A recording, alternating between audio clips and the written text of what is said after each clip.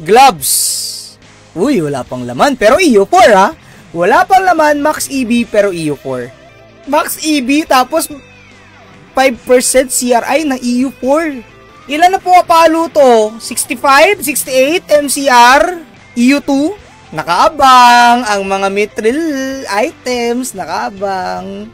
Solid pa din. Boom. Nakaabang to. SSA to. Lalagay niya rito SSA. And then, weapon! Teka, mamaya na yung Arcridium, pre. Ihuli natin yung Arcridium. Dito muna tayo. Max EB, EU4. Solid. Alam nyo ba kung gaano kahirap mag-EU4?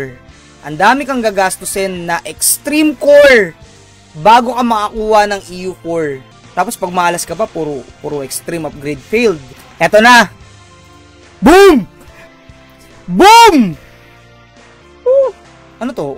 Presyo ng karakter ko. Yung blade niya, presyo lang ng karakter ko. Master naman eh. Inaano mo naman ako eh.